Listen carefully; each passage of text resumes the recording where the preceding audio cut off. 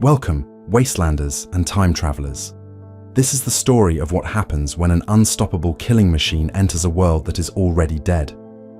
Imagine a Terminator, a relentless cyborg from a future war, finding itself in the nuclear-ravaged nightmare of Fallout. It was sent to kill heroes, but it found only monsters and ghosts. Its mission was to save its future, but it could only destroy this one's past. This is the chronicle of its brutal journey through the Commonwealth, its violent collision with the factions fighting for the soul of the wasteland, and its final terrible purpose.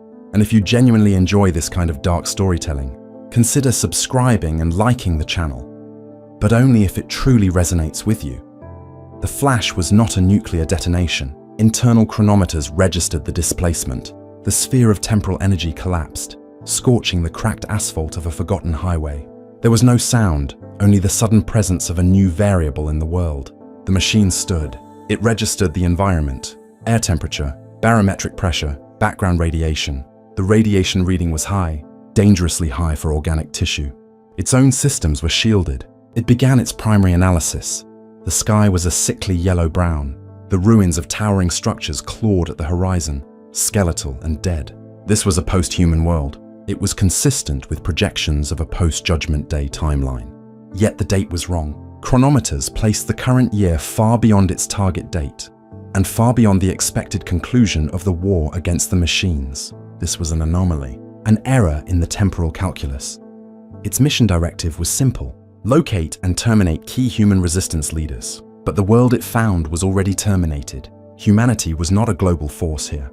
It was scattered, feral. The machine's threat assessment software began a constant, low-level hum of recalculation.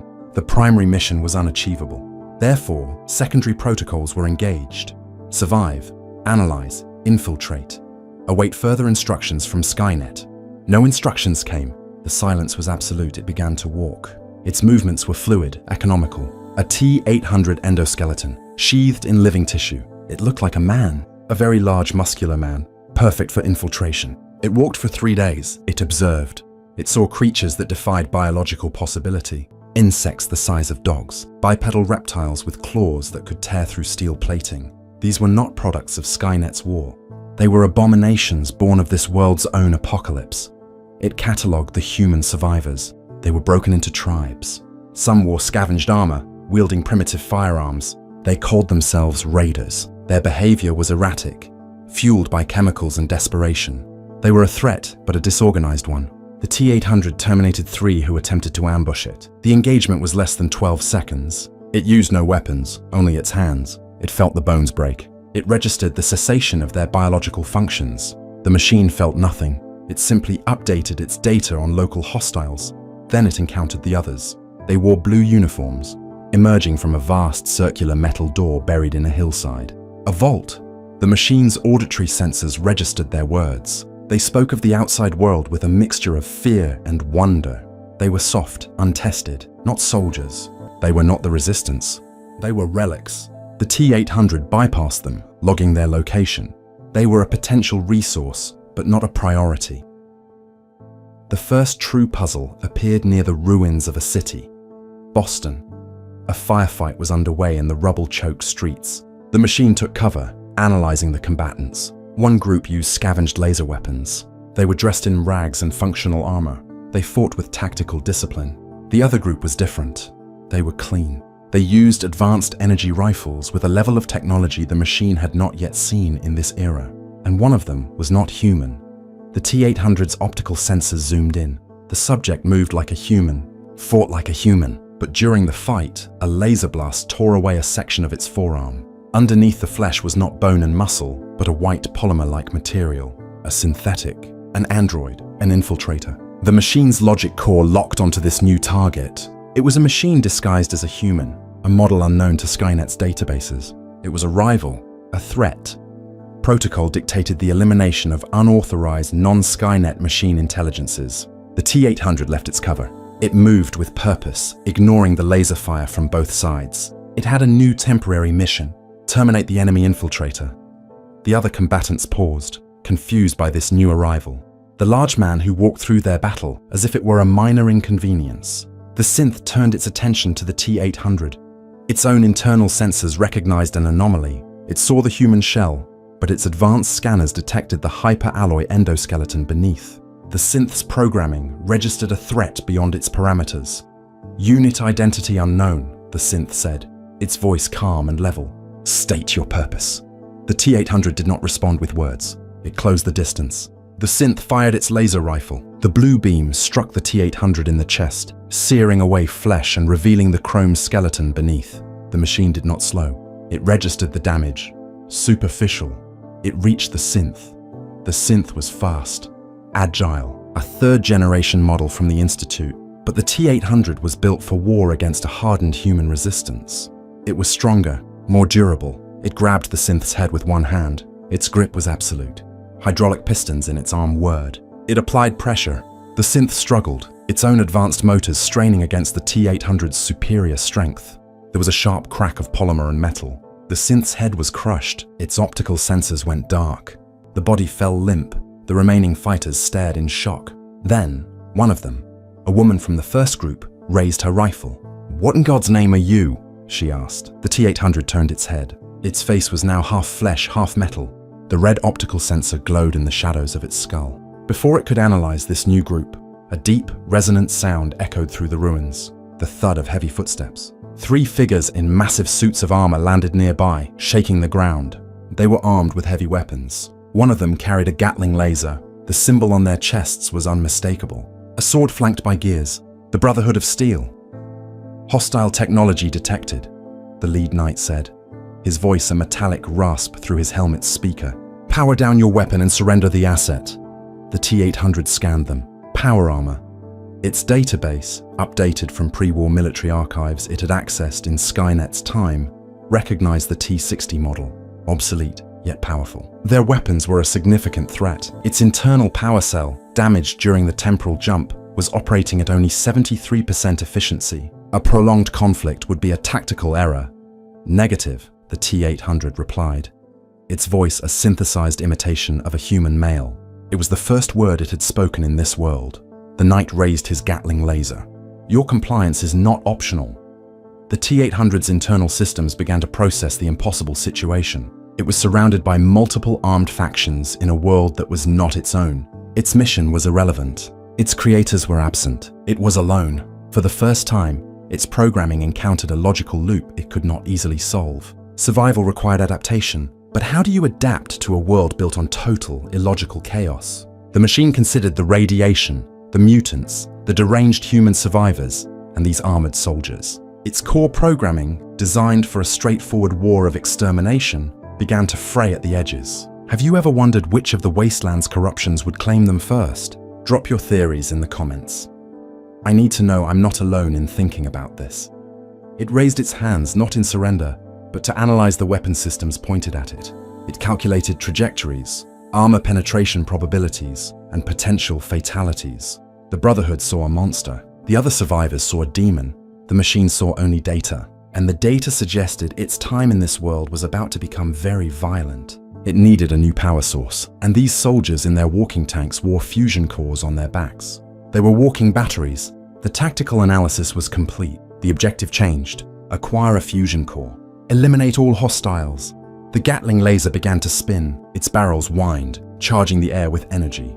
The T-800's processors calculated the time to discharge at 0.8 seconds. It was too slow. The machine moved. It lunged forward, not at the knight with the heavy weapon, but at the one to his left, armed with a standard laser rifle.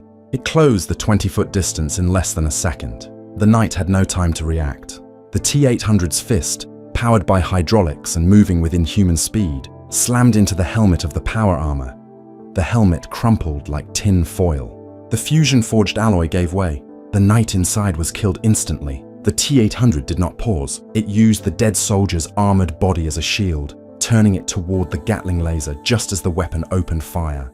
Red beams of coherent light stitched across the back of the T-60 armor, superheating the metal. The T-800 endured the heat transfer, its internal temperature rising by 3 degrees. It was acceptable damage. While the Gatling laser was focused on its makeshift shield, the T-800 ripped the laser rifle from the dead knight's hands. Its internal fire control systems analyzed the weapon instantly. It was crude but effective. It aimed and fired a single precise shot. The beam hit the Gatling laser's exposed energy feed, causing a small explosion. The weapon went silent. The third knight charged, activating a super sledge. A rocket propelled the massive hammer forward. The T-800 dropped the dead knight and turned to face the attack. It did not try to block the sledge. It sidestepped the main impact, allowing the hammer to crash into the pavement beside it. As the knight struggled to recover from the follow-through of his swing, the T-800 drove its fingers into the joint between the chest plate and the shoulder pauldron. It tore the armor plate away with a screech of protesting metal. Then it reached inside.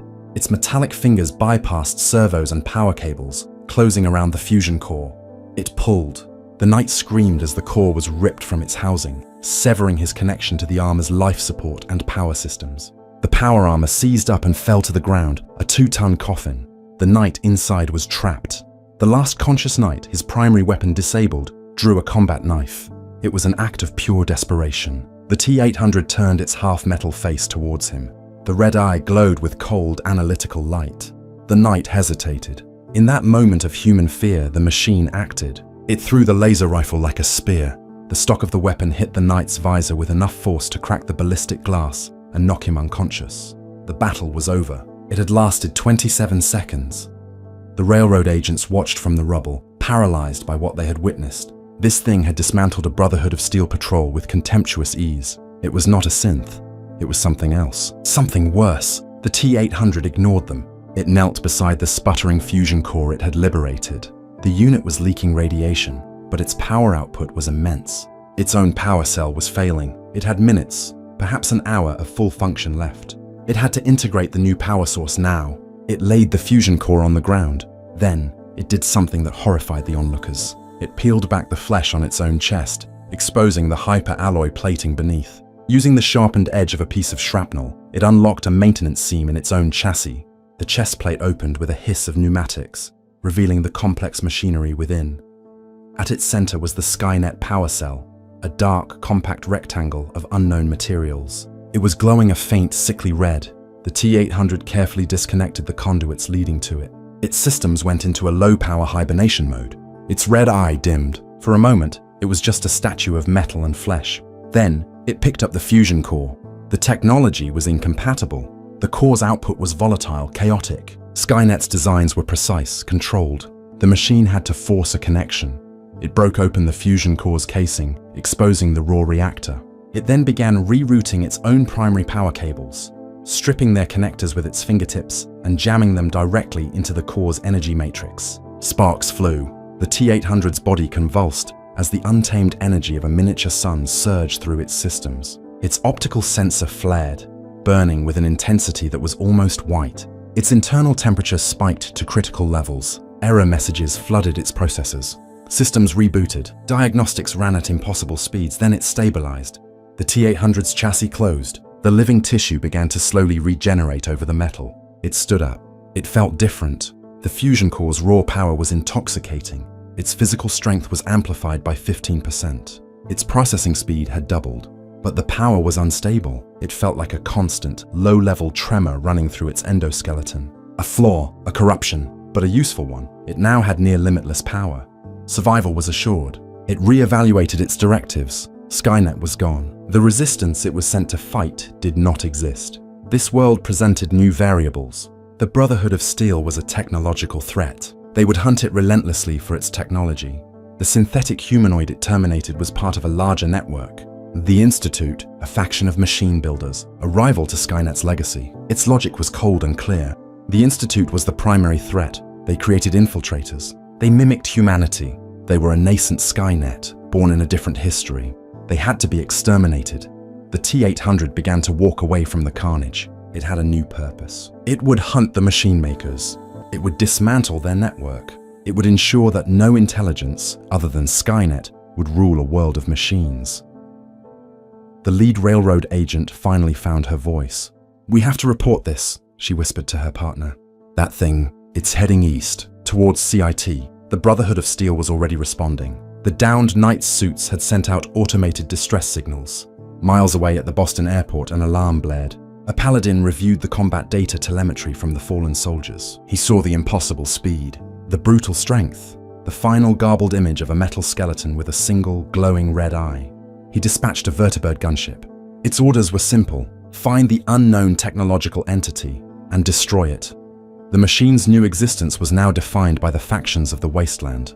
The Brotherhood saw it as an abomination to be purged. The Institute would soon see it as a scientific curiosity to be captured. The Railroad saw it as a potential weapon, a monster that could be pointed at their enemies. It had the power to fundamentally alter the balance of power in the Commonwealth. If you had its power in the wasteland, would you choose the Brotherhood's order, the Institute's science, or stay independent? Tell me in the comments, I'll be reading them. The T-800 did not care about their politics. It had its own war to fight, a war against its own kind. As it walked through the ruins, its auditory sensors picked up the distinct sound of rotor blades approaching from behind. It looked up. The vertibird was a silhouette against the jaundiced sky. Its chin-mounted minigun began to spin. The hunt had begun. The T-800 broke into a run, its fusion-powered limbs carrying it across the broken landscape at impossible speeds. It would not be an easy target. The vertibird's minigun tore through the concrete and steel around the T-800. Shrapnel and debris filled the air. The machine did not return fire. It had no weapons capable of disabling an armored aerial vehicle. Instead, it ran. It weaved through the skeletal remains of buildings, using the urban canyon as cover. Its processors mapped the city, analyzing structural weaknesses, potential ambush points, and escape routes. The vertibird followed, relentless. Its pilot and gunner were Brotherhood veterans, but they had never tracked a target like this. It moved with the speed of a deathclaw but the intelligence of a human. The T-800 located what it needed: a collapsed overpass with a military convoy still frozen in time beneath it. Among the wreckage was an APC with a missile turret. The turret was damaged, but its ammunition might still be viable. The machine leapt down into the wreckage, ignoring the rusted cars and long-dead skeletons. It tore the missile launcher from its housing. The system was dead, no power. It didn't matter. The T-800 only needed the ordnance. It pulled a missile free, a heavy, cumbersome tube of high explosives.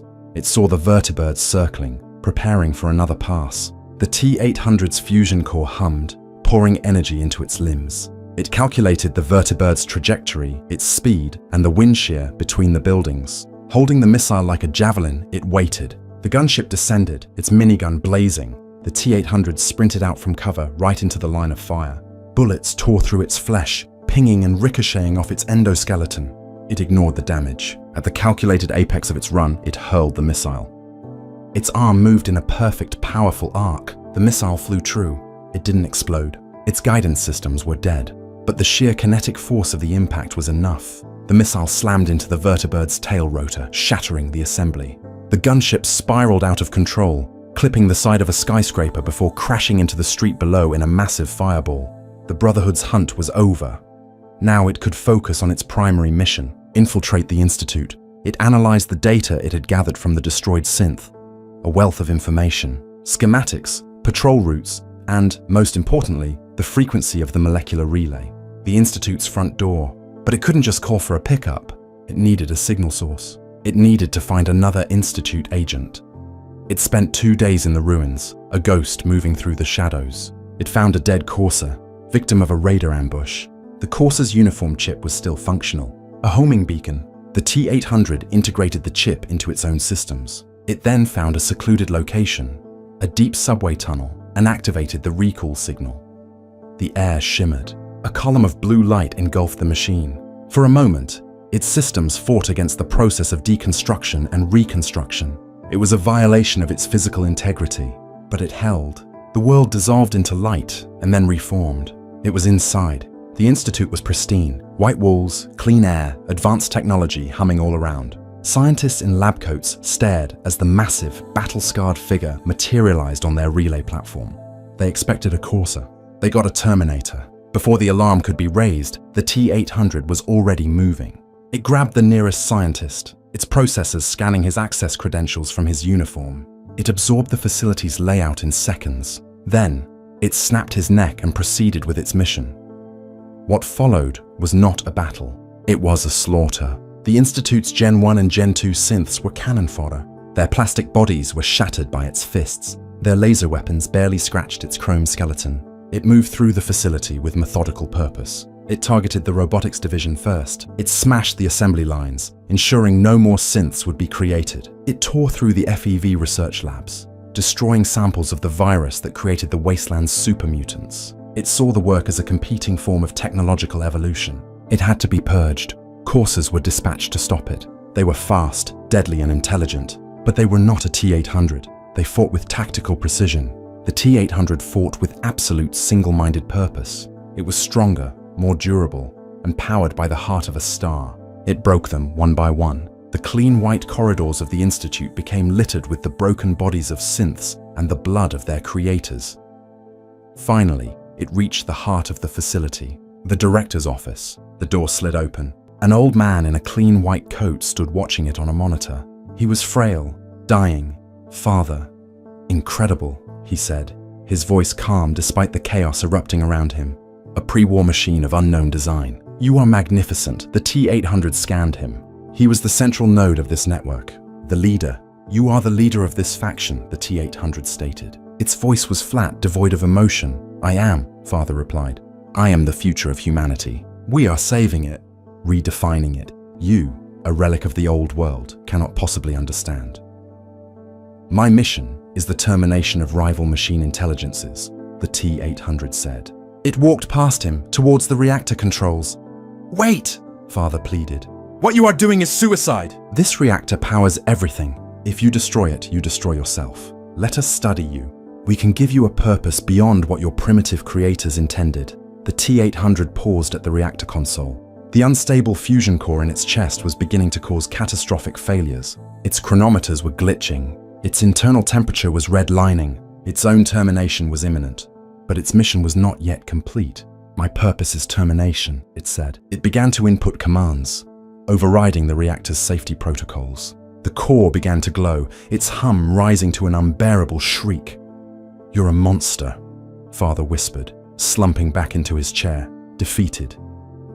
"I am a machine," the T-800 replied. It turned and looked at him. Its face was almost entirely metal now. The flesh had been burned and blasted away. The red eye stared into him. It saw a man who tried to become a god by building machines. The T-800 was a machine that had been built by a god to kill men. There was no room for both of them in any world. The final alarm blared. Meltdown imminent. The T-800 stood in the center of the room as the light from the reactor core grew, consuming everything. Its mission was complete. The rival network was destroyed. Its own existence was now concluded. It did not feel fear or success. It simply ceased to be. On the surface, the ground in the center of the Commonwealth shuddered. Then it erupted. A massive explosion, contained but still powerful, blasted a new crater into the earth. The Institute was gone, vaporized in a self-inflicted nuclear fire delivered by a messenger from a future that never was. The wasteland had claimed another victim and another monster,